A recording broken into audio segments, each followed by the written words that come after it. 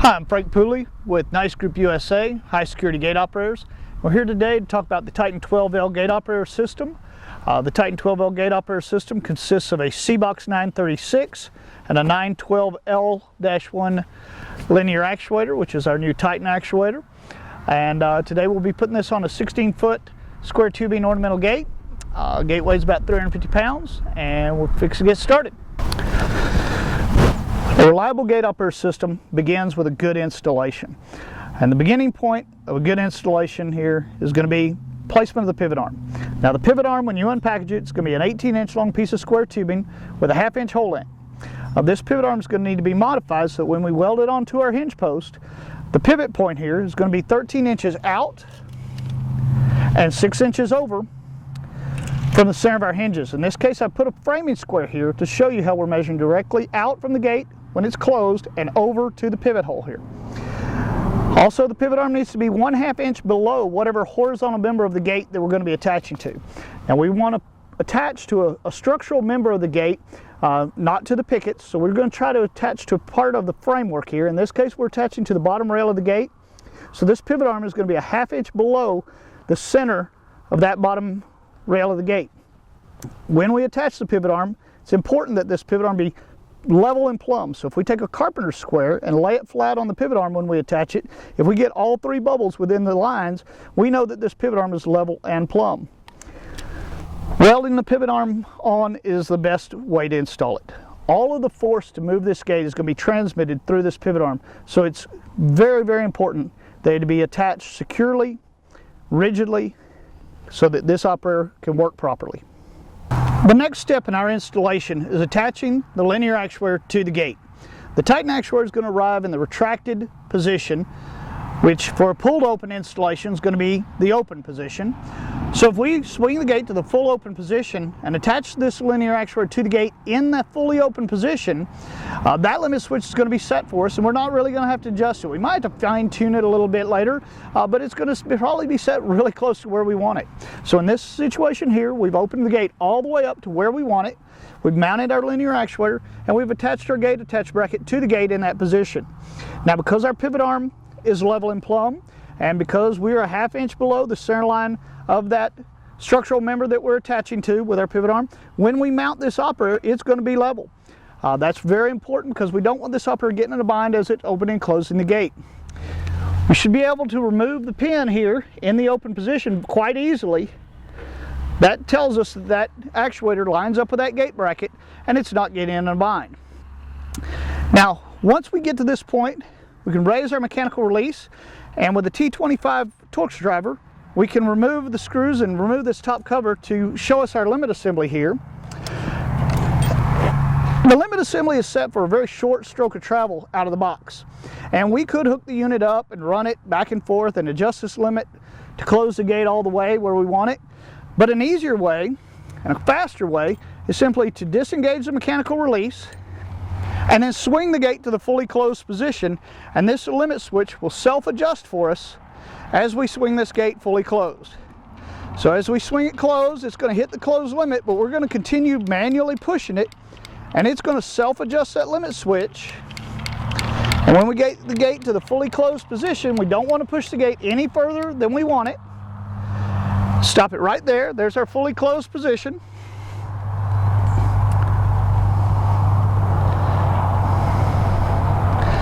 And that's going to self-adjust that limit switch, and we're going to be really close with our limit switch adjustment for that closed position. We might need to fine tune it a little bit later, but that's going to be really close. So then we're going to bring the gate back open to the halfway position. We're going to re-engage the mechanical release with the gate in the midway position. I like to go ahead and re-engage it here in the midway position and do my connections to my operator, to my board, so that if I make a mistake when I do my wiring, if it's going the wrong direction or I've overlooked something, the gate is able to travel either direction without giving me any problems. And so I'm always going to put my operator back in the midway position, and so then whenever I hook it up to the board, I can continue with my installation.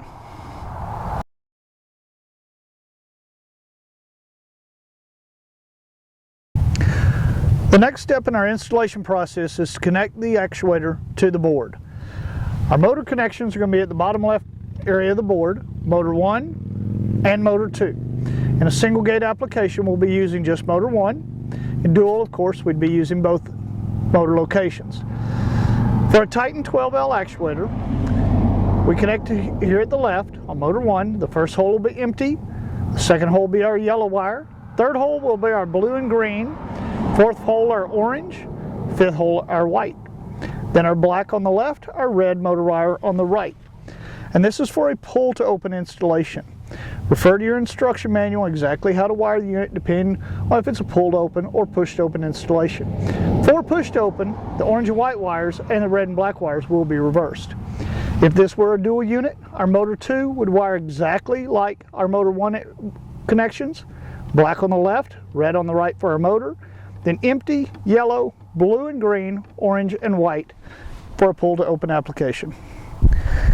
Next, we're going to be connecting the battery to the system. Power for the operator comes from the 12-volt battery in the unit. In this case, we're using a seal lead acid marine starting battery. I like seal lead acid marine starting batteries because they don't need any maintenance. They never get water added to them. They don't off-gas and corrode the box. Just a really good choice for the system.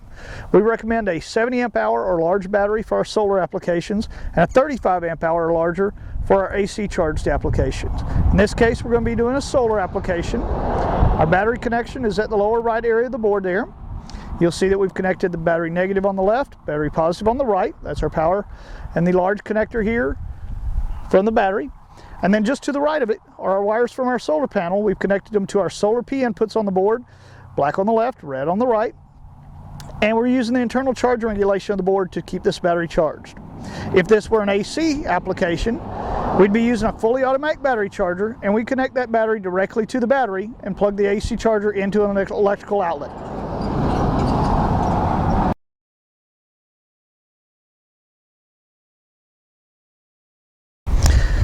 The TITAN12L gate operator is a UL325 compliant machine, and one of the things that is required on all UL machines is that there be at least one monitored safety device connected to protect against pedestrian entrapment. In this case, we've chosen to put the photo eyes just on the outside of the gate, across the closed position of the gate. There you can see we put the cover on that one already. We've saw cut across this driveway using a circular saw with a masonry blade in it. Put a conduit across the driveway and sealed it back with some asphalt patch. Here we have this photo eye still open so we can make our wiring connections. And this is going to be our monitored safety device for this system. Keep in mind, in a lot of swing gate applications, the opening position, if the gate opens against a fence or a wall as it opens, that is a major point of entrapment as well, and you put photo eyes there in addition to one maybe across the driveway.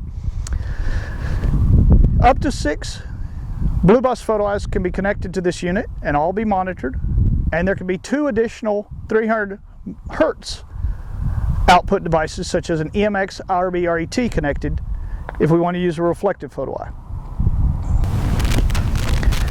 When we connect power to the board, we're going to get a chasing cursor, then the firmware version of the board displayed, and then the board will search the blue bus input to look for the monitored safety input. This is a UL325 compliant gate operator.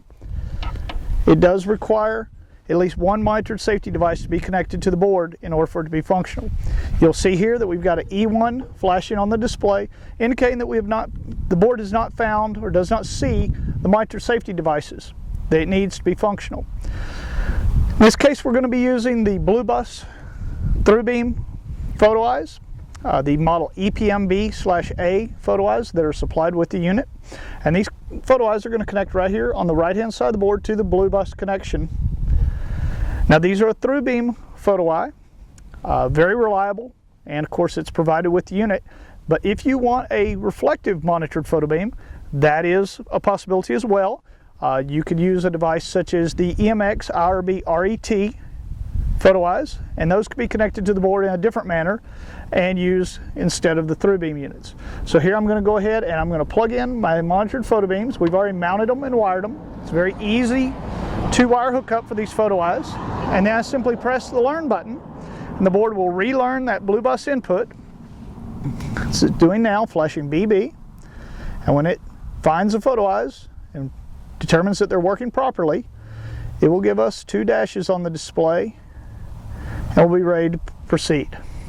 So there the board has found the photo eyes, it's determined that they're working properly, and we're ready to go from here.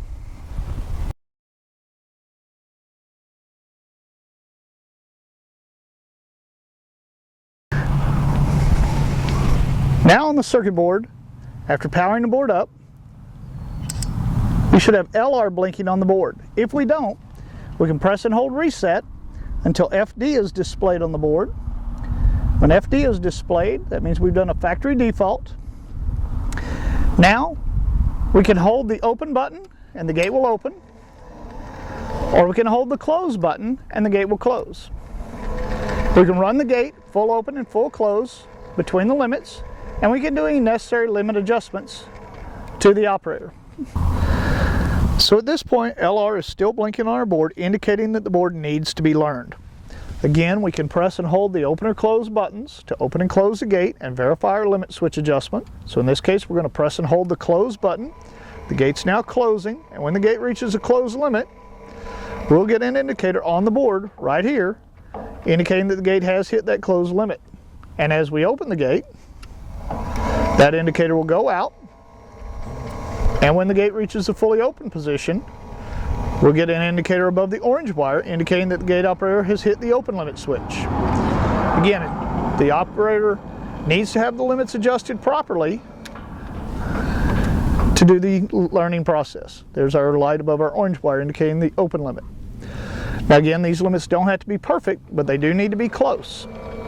The operator must be able to reach both the open and close positions to do the learning process. So we're going to move the gate back halfway now. The operator can actually begin the learning process from any position, but I like to do it from the midway position.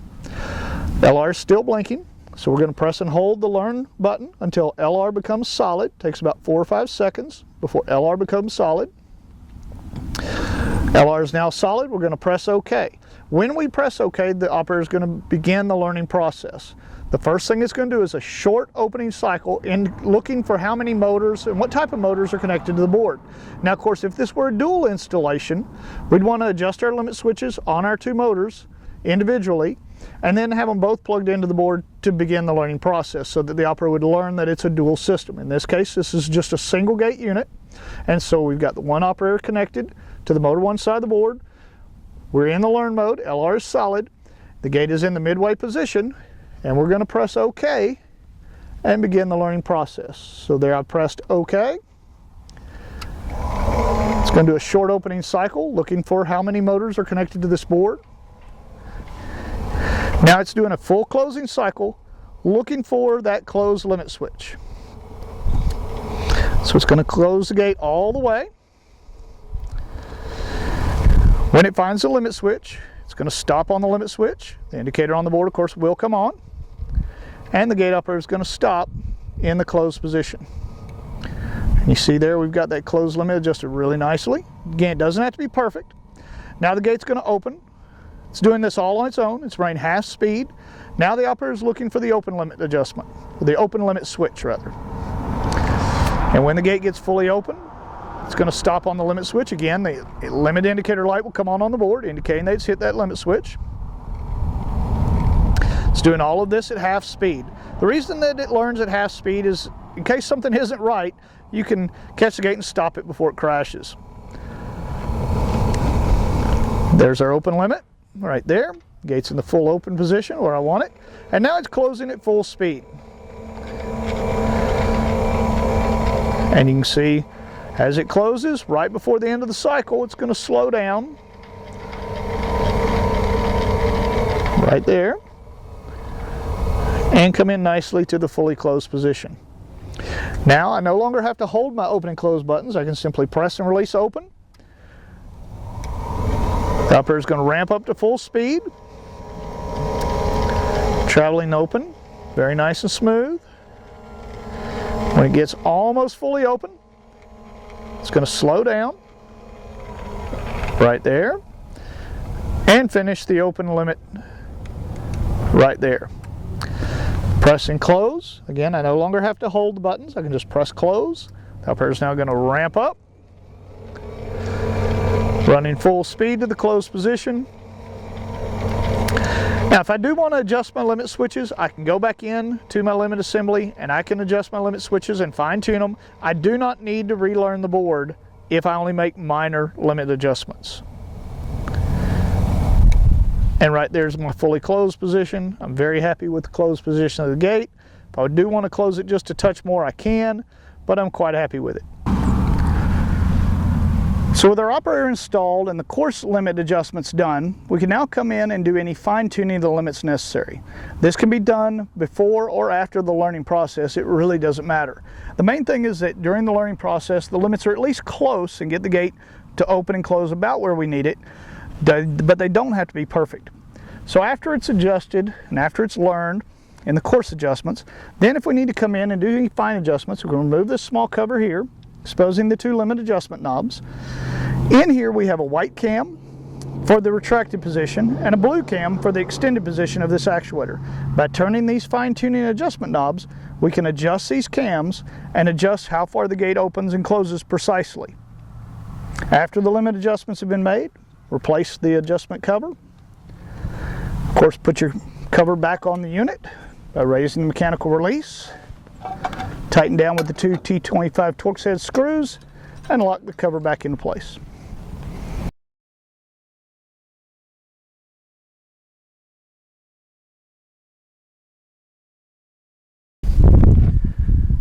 Okay, now we're ready to do a little basic board programming.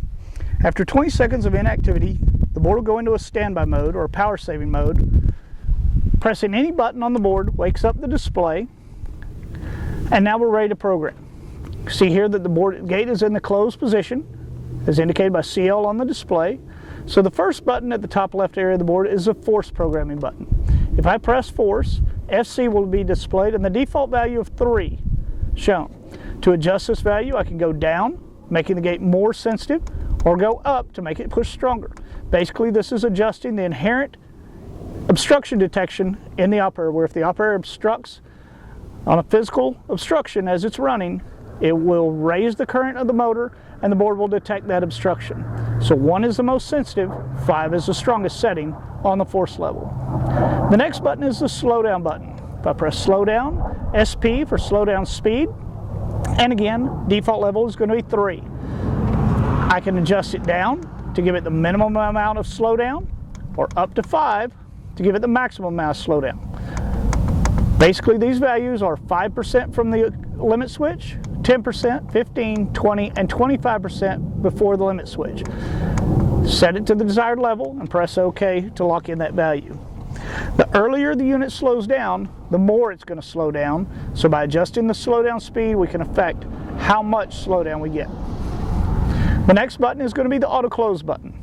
When we press auto close, it says AC for auto close, and the default level is 0. Adjusting this will give us the amount of time before the gate closes automatically after it reaches the open position. Again, press auto close, AC, the level there, or the amount of time. Setting it to 0 turns off the auto close feature.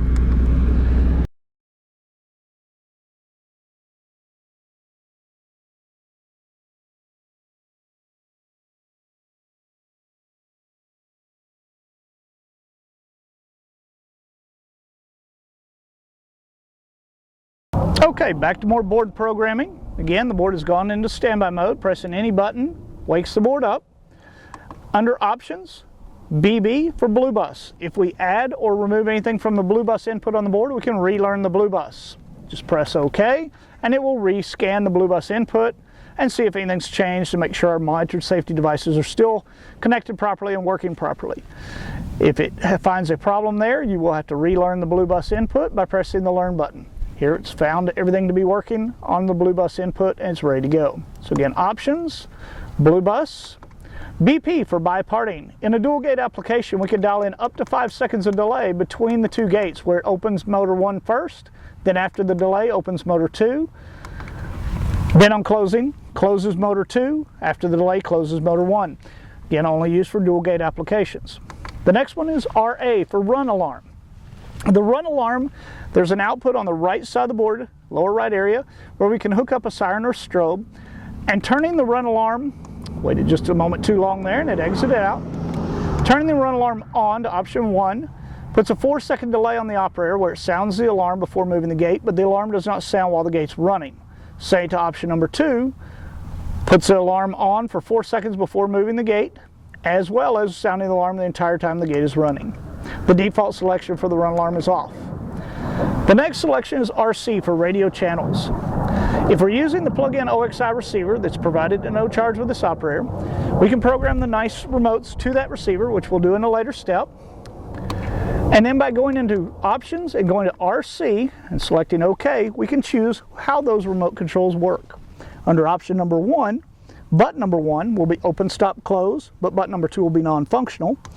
Under option number 2, button 1 would be non-functional, button number 2 would be open, stop, close. So this would be nice if we have 2 gates installed in close proximity to one another, where we could have one gate set to option number 1, where button number 1 activated that gate, and the other gate to button number 2, option 2, so that button number 2 worked it. This way we could run each gate independently with one remote control. Option number 3, under radio channels, option number 3 gives us the ability to open, stop, close the gate with button number 1, but lock the gate in the fully open position with button number 2.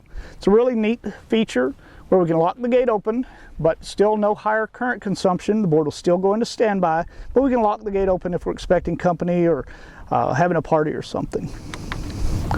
So now options, blue bus, biparting, run alarm, radio channels. The next one is the standby mode. By default, the standby is turned on, which is recommended. This is where the board goes into a low power state after 20 seconds.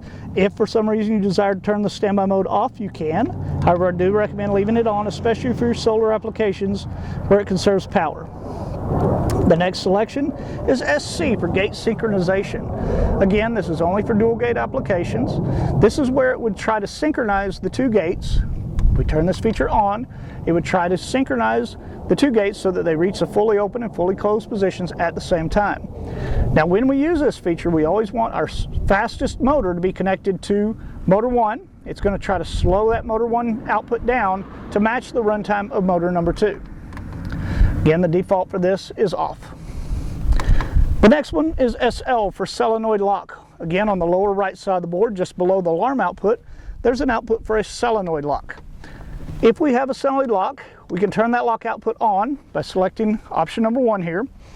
And when we do this, not only does it turn the lock output on and activate the lock on the opening cycle of the gate, but it also puts a slight delay on the operator where it allows the lock to release before it moves the gate. It's about a 1-second delay on the gate. The default setting for this selection is off.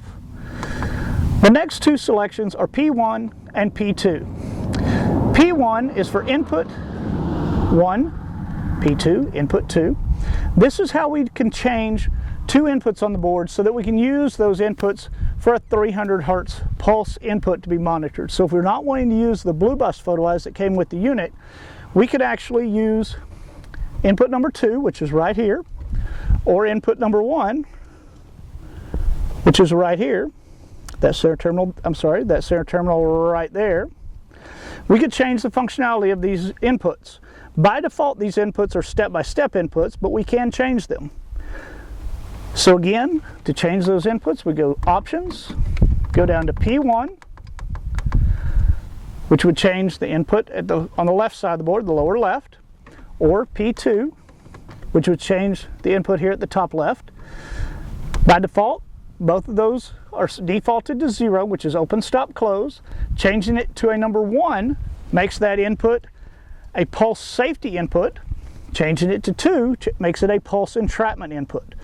So if we select 1 or 2 for either of these inputs, the board does have to see a 300 Hertz pulse on that input to be functional, and that can be used in place of or in conjunction with your blue bus photo eyes for monitoring, for monitored safety device. Again, the default level for both P1 and P2 are both 0. P1, 0, P2, 0. That means that those inputs will be step by step, and we can hook up a radio receiver or a keypad or some device like that that would be used to open, stop, and close the gate. And that is the programming of the 936 board.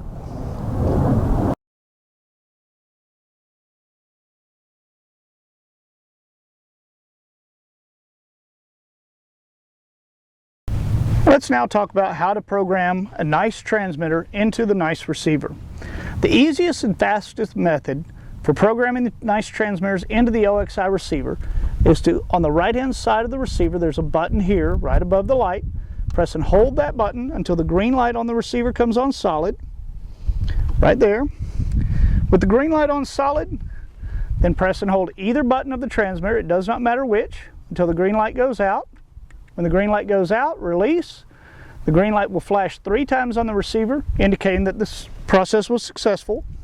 The green light will then come back on solid, as it is now. And again, press and hold either button on the transmitter until that green light goes out. Release.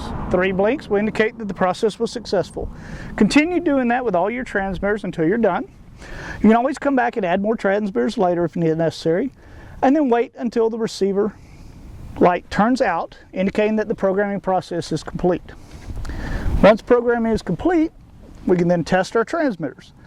Now, earlier in programming, we went into options, and we went into RC, and again, we can select option number 1 if button number 1 is going to be open, stop, close, button 2 non-functional.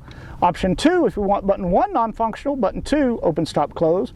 Or in this case, I'm going to say to option number 3, where button number 1 is going to be open, stop, close, and button number 2 is going to lock the gate in the fully open position.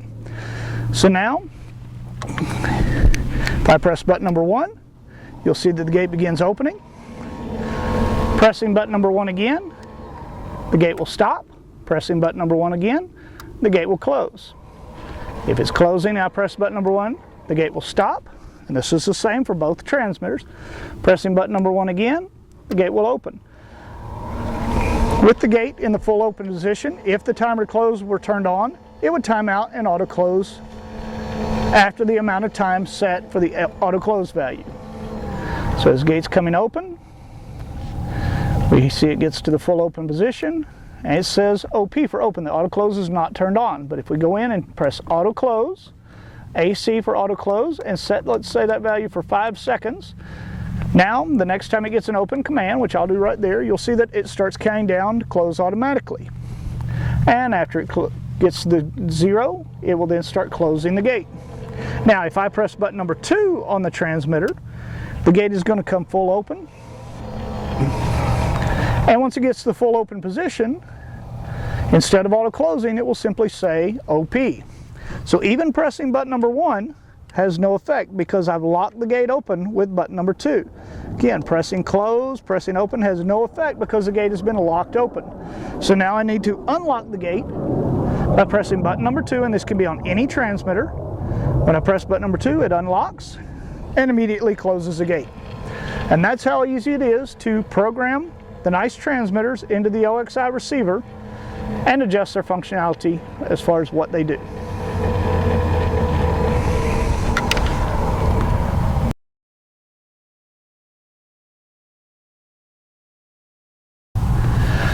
So let's talk about accessories for a moment. Let's say that we want to hook up an external radio receiver for this unit. We've decided we're not going to use the OXI receiver, or maybe we want to use multicode or digicode transmitters in addition to the OXI receiver. We need a radio receiver that will work 12 volt, obviously. And like any accessory, a radio receiver is going to be a 4-wire hookup. We're going to need 1 wire for power positive, 1 wire for our ground, and then our other 2 wires are going to be our relay common and normally open. So we're going to use one of our 3-terminal connectors. In this case, we're using the one here at the top left corner of the board, and we're going to connect these wires so that our red wire will be connected to the 12V terminal. The gray wire, which in this case is our normally open, will be connected to the input, the middle terminal, and then our ground and our common of our relay, which is the other gray wire, will be connected to the ground terminal. And then all we have to do is plug this radio receiver in here. Now we're powered up. We've got our relay connected. All we have to do is cut our transmitters to the receiver, mount it, and connect an antenna coax over to the antenna connector on the side of the box and connect our antenna on the outside, and we're ready to go. So that's simple to connect a digicode, multicode receiver, or any other brand of receiver for that matter. It's always going to be a 4-wire hookup. Basically the same applies to any other accessory you're going to be hooking up, whether it be an exit sensor, a loop detector, a photo eye, a non-monitored photo eye that is. a hardwired keypad or whatever. In this case, we've got this MFM exit sensor here. It's connected to a 100-foot exit sensor buried down the driveway. Here's our wires from that sensor in the ground. Of course, that sensor is always put in conduit to protect it physically from gophers or anything chewing into the wires. And then we need power and ground for this device. And then we need our normally open and common connections to the board for activation. So in this case, we've got our red and green wires connected right over here on the left side of the board to 12V and ground. That's for power. And then we've got our common and normally open connections over here to exit and ground.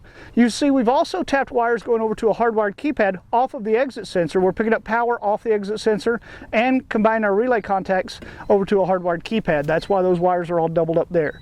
So it's that easy to connect any accessory to this system, whatever it might be.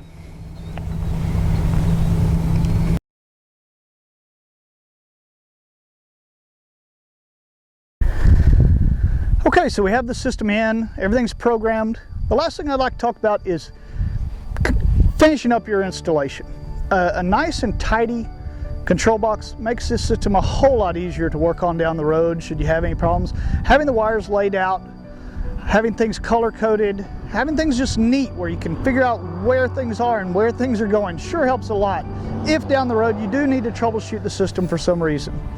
So you can see here we've run conduits inside the control box for our wires coming in from the outside, for our exit sensor and our hardwired keypad. They're on the left side of the control box. We've installed the control board for the exit sensor, and the box is just nice and neat. Another thing we've done is on all our wires, we've made a nice drip loop for the actuator. We don't want that cord just pulled up tight when it comes out the actuator. We've put a nice drip loop there. Also, we've tightened that rear bolt, keep that bolt from moving. That bolt actually should be snug, it should not be left loose. We've wire tied our wire, we've used cable clamps, bring all our wires up underneath the control box, bringing them inside, put a little dab of silicone there at the lower right where they come inside. As you can see, this isn't a brand new installation, it's been here for a little while. We're just kind of reviewing the installation today. But neatness counts. It really does help to have a nice, neat control box. Not only does it just look professional and your customer's going to be happy, but it just makes it easier down the road should you need to troubleshoot or come in here and remove a battery and service a battery or anything. There's just not a nest of wires in here making a mess. All right, a little more on finishing up our installation. You see here we've got our gate installed, our upper installed, all the wires are nice and neat. We've installed our warning signs to make sure people are aware that this is an automatic gate upper and they should not be in the area of the gate as it's moving. We've tied all our wires up and everything. We've got our solar panel attached, nice clear south-southwest view of the sun. We've got our auxiliary antenna mounted right there on top of our solar panel, guide up nice and high to get full range out of the radio receiver. And so one of the last things I do is I show the customer how the operator works. I show them that if I press button number 1, I can open the gate. If the gate's opening, if I press button number 1 again, I can stop the gate. If the gate's closing and something breaks the photo eyes, as it does now, the gate will immediately stop and reopen. It's got our photo eyes right here on the outside of the gate. If the gate's opening and senses an obstruction,